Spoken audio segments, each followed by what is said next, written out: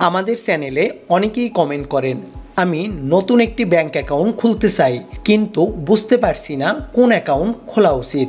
Savings, current, DPS, FDR এবং loan account, এত ধরনের ব্যাংক অ্যাকাউন্টের মাঝে অনেকেই হয়তো কনফিউজড। একটি ব্যাংক অ্যাকাউন্ট মানে শুধু টাকা জমা রাখা নয়, এটি আপনার আর্থিক নিরাপত্তা, সঞ্চয় এবং লেনদেনের প্রধান মাধ্যম। বেতন নেয়া, মোবাইল ব্যাংকিং, লোন নেয়া বা বিদেশে টাকা পাঠানোর জন্য সবকিছুর শুরু হয় একটি সঠিক অ্যাকাউন্টের মাধ্যমে। আজকের ভিডিওতে আমরা ধাপে ধাপে তুলে ধরব এই প্রশ্নের সহজ, কার্যকর এবং দরকারি সমাধান।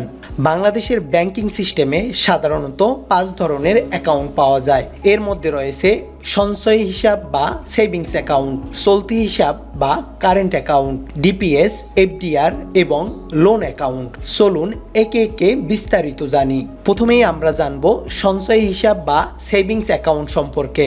সেভিংস অ্যাকাউন্ট হলো সবচেয়ে প্রচলিত অ্যাকাউন্ট, যেখানে আপনি আপনার টাকা জমা রাখবেন এবং সুদ পাবেন। সেভিংস অ্যাকাউন্টের আবার বিভিন্ন ধরন রয়েছে, যেমন জয়েন্ট অ্যাকাউন্ট, যেখানে 2 বা ততোধিক ব্যক্তি একসাথে হিসাব চালাতে পারেন, যেমন স্বামী স্ত্রী, বাবা মা, বাবা ছেলে ইত্যাদি।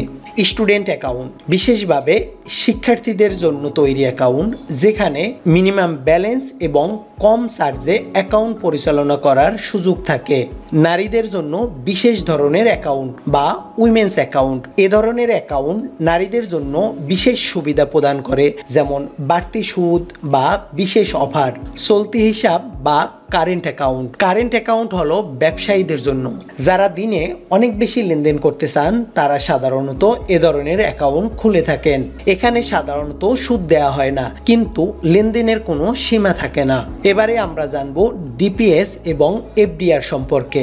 ডিপিএস প্রতি মাসে একটি নির্দিষ্ট পরিমাণ টাকা জমা রাখলে নির্দিষ্ট সময় শেষে বড় অঙ্কের টাকা পাওয়া যায়।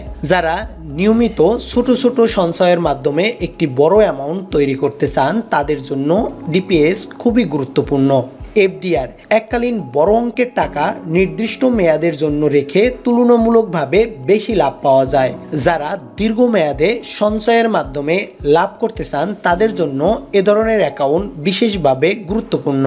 এ পর্যায়ে আমরা জানব ঋণ হিসাব বা লোন অ্যাকাউন্ট সম্পর্কে।